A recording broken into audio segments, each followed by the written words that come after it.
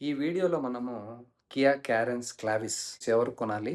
ఎవరికి సెట్ అవుతుంది? దీంట్లోని ప్లస్ పాయింట్స్ ఏంటి? మైనస్ పాయింట్స్ ఏంటి? అని తెలుసుకుందాము. మీరు 7 సీటర్ కావాలని చూస్తుంటే ఇదొక మంచి ఆప్షన్ మీకు. మీరు ఫ్యామిలీలో 6, 7 మంది ఉంటే 6 మందున్నా, 7 మంది కావాలనుకున్నా మీకు మంచి స్పేషియస్‌గా ఉండాలి. అందరికీ కంఫర్ట్ ఉండాలి. Seating especially. మీకు నీ స్పేస్ గానీ, లెగ్ రూమ్ గానీ బావుండాలి అంటే ఇది మంచి ఆప్షన్ మీకు. నెక్స్ట్ చూడ్డానికి కూడా చాలా బావుంది. ఎక్స్‌టీరియర్ బావుంది. కానీ ఇంటీరియర్ ఇంకా బావుందనమాట. చాలా ప్రీమియంగా ఉంటుంది. ఆ ఫిట్ ఫినిషు, కలర్ కాంబినేషన్స్ మంచి మెటీరియల్ వాడతారు వాళ్ళు. చాలా బావుంటది. అదే విధంగా కంఫర్ట్‌తో పాటు మంచి స్పేషియస్‌గా అనిపిస్తుంది మీకు. స్పేషియస్‌గా ఉంది లోపల.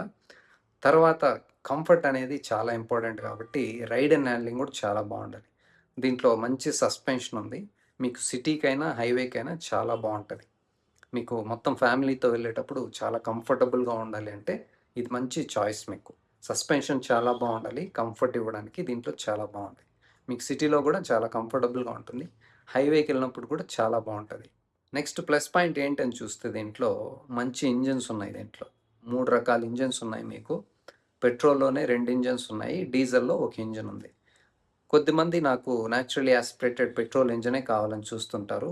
దాంట్లో పవర్ అయితే లీనియర్‌గా ఉంటుంది. ఫ్యామిలీకైతే చాలా బావుంటది. అందరికీ బావుంటుందది. జెర్క్స్ ఉండవు, లాగ్స్ ఉండవు.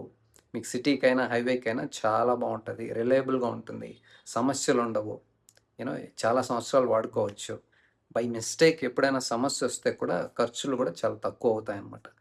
కాబట్టి మైలేజ్ గూడా చాలా బావుంటది కాబట్టి ఎక్కువ మంది ఎన్ఏ కావాలని చూస్తుంటారు. దీంట్లో 1.5 నేచురల్లీ యాస్పిరేటెడ్ పెట్రోల్ ఇంజిన్ దొరుకుతది మీకు. కొద్దిమందయితే నాకు పవర్ కాస్త ఎక్కువ కావాలి, టార్క్ కాస్త ఎక్కువ కావాలి, పెట్రోల్ ఇంజినే కావాలని చూస్తుంటారు. టర్బో కావాలని చూస్తుంటారు. మీకు 1.5 టర్బో పెట్రోల్ గూడా దీంట్లో దొరుకుతుంది. దాంట్లో మంచిగా పవర్ అండ్ టార్క్ లభిస్తుంది. మీకు ఇన్‌స్టాంట్‌గా పవరు ఎప్పుడు పికప్ కావాలన్నప్పుడు ఎనర్జీ, పవర్ దొరుకుతది మీకు. నెక్స్టు కొద్దిమందయితే నాకు టార్క్ కావాలి. కానీ పెట్రోల్ అంటే నాకంత ఇష్టం లేదు. డీజిల్ అంటే నాకు చాలా ఇష్టం అని చాలామంది ఇప్పటికి గూడా డీజిల్ ఫ్యాన్స్ ఉన్నారు. దాంట్లో తెలిసిన విషయమే గదా! మంచి టార్క్ ఉంటుంది దాంట్లో. అలాంటి వాళ్ళ కోసం 1.5 దీంట్లో డీజిల్ గూడా దొరుకుతది. డీజిల్ ఇంజిన్ కూడా ఉంది. దీంట్లో మీకు చూడ్డానికి చాలా బావుంది. ప్రీమియంగా ఉంది. 3 రకాల ఇంజిన్స్ ఉన్నాయి. మంచి మైలేజ్ కావాలంటే డీజిల్ గూడా ఉంది. పెట్రోల్‌లోనే మంచి పవర్ కావాలంటే టర్బో గూడా దొరుకుతుంది. దాంతో పాటు ఆఫ్టర్ సేల్ సర్వీస్ కూడా చాలా బావుంది. దాంతో పాటు స్పేర్ పార్ట్స్ అవైలబిలిటీ సమస్య లేదు. స్పేర్ పార్ట్స్ కాస్ట్ కూడా యావరేజ్‌గా బానే ఉంటది. మరీ ఎక్కువేం లేదు. ఇంకోటేంటంటే రిలయబిలిటీ, డ్యూరబిలిటీ, లాంజివిటీ అంటాం కదా! కారు కొన్న తర్వాత సమస్యలుండకూడదు. బ్రేక్ డౌన్స్ అయిపోవడం, పార్ట్స్ ఫెయిల్ అయిపోవడం, మధ్యలోనే ఆగిపోవడం, మళ్ళా రిపేర్స్ రావడం ఇలాంటివేమి ఉండవు. చాలా రిలయబుల్‌గా ఉంటాయి. నమ్మకంగా పనిచేస్తాయి. మంచి ఓనర్‌షిప్ ఎక్స్‌పీరియన్స్ కావాలంటే మీరు దీన్ని కొనుక్కోవచ్చు. కారు కొన్న తర్వాత పీస్ ఆఫ్ మైండ్ ఉండాలి. మంచి ఓనర్‌షిప్ ఎక్స్‌పీరియన్స్ ఉండాలి అంటే మీరు దీన్ని కొనుక్కోండి. మనకు తెలుసు కదా! వీళ్ళ ఇంజిన్స్, ప్లాట్‌ఫార్మ్స్ అన్నీ మన హుండాయ్ దగ్గర నుంచే. ఎందుకంటే హుండాయ్ అనేది కియాకి పేరెంట్ కంపెనీ అనమాట. ఈ ఇంజిన్స్ అన్నీ వాళ్ళు వాడుకుంటా ఉంటారు. హుండాయ్ వాళ్ళవి.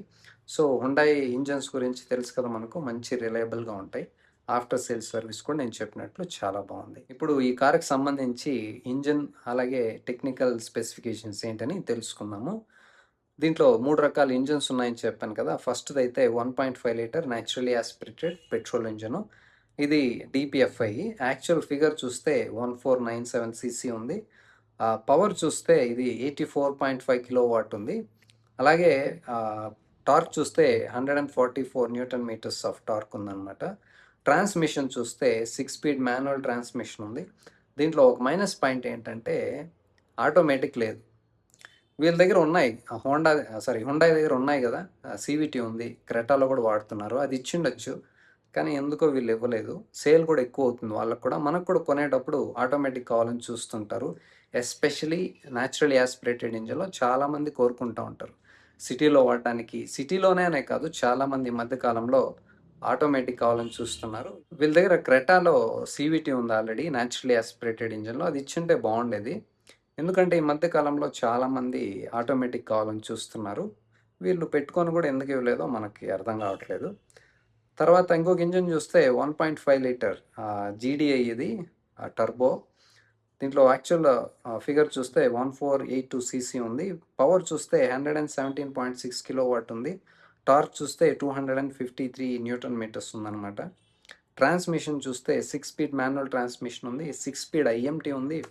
అలాగే 7 స్పీడ్ డీసీటీ కూడా ఉందనమాట. మీరు మాన్యువల్ కావాలంటే 6 స్పీడ్ తీసుకోండి. అన్నిట్లో 6 స్పీడ్ ఉంది. ఒక ఆటోమేటిక్ మాత్రం 7 స్పీడ్ ఉంది. కొద్దిమంది నాకు తెలిసి చాలా తక్కువ మంది ఐఎంటీ కావాలని చూస్తుంటారు. చాలా తక్కువ సంఖ్యలో ఉంటారు. వీళ్ళు ఇంకా ఐఎంటీ పెట్టుకున్నారు. ఆ రీజన్ ఏంటో మనకు తెలియట్లేదు. తర్వాత ఇంజిన్ డీజిల్ ఉంది. 1.5 లీటర్ అది సిఆర్‌డిఐ. యాక్చువల్ ఫిగర్ చూస్తే 1493 సీసీ ఉంది. పవర్ చూస్తే 85.3 కిలోవాట్ ఉంది. అలాగే టార్క్ చూస్తే మనకు 250 న్యూటన్ మీటర్స్ ఆఫ్ టార్క్ లభిస్తుంది. ట్రాన్స్మిషన్ చూస్తే 6 స్పీడ్ మాన్యువల్ ఉంది. అలాగే 6 స్పీడ్ టార్క్ కన్వర్టర్ కూడా ఉంది.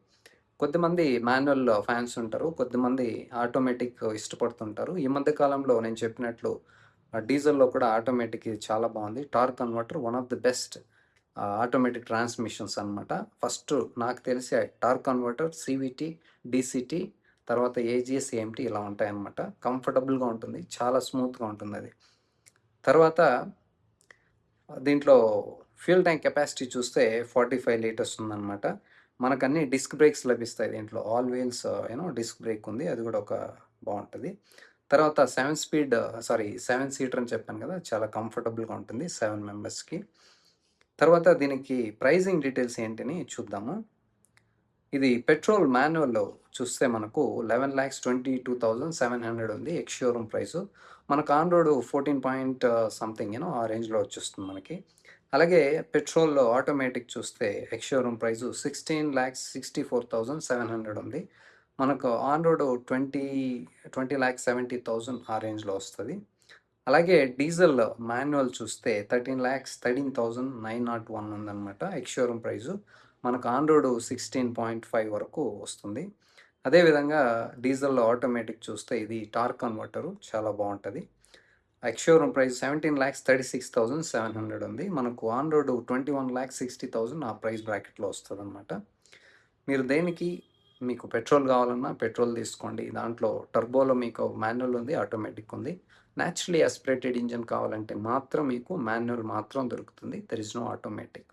మీరు ఏ ట్రాన్స్మిషన్ తీసుకోవాలనుకున్నా ఫస్ట్ అయితే మీరు మల్టిపుల్ టైమ్స్ టెస్ట్ డ్రైవ్ చేయండి. అది కూడా ఫుల్ లోడ్‌తో 6 మంది, 7 మంది కూర్చొని సిటీలో కాసేపు, హైవేలో కూడా కాసేపు టెస్ట్ డ్రైవ్ చేయండి.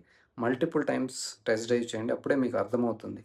మీకు న్యాచురల్లీ యాస్పిరేటెడ్ ఇంజిన్ సెట్ అవుతుందా? లేకపోతే టర్బో పెట్రోల్ సెట్ అవుతుందా? దాంట్లో కూడా మాన్యువల్లా, ఆటోమేటిక్కా? లేకపోతే డీజిల్ కూడా నేను చెప్పినట్టు టార్క్ చాలా బావుంటది దాంట్లో. అది కూడా టెస్ట్ డ్రైవ్ చేయండి మాన్యువల్ అండ్ ఆటోమేటిక్. తర్వాతే ఫైనల్ డెసిషన్ తీసుకోండి.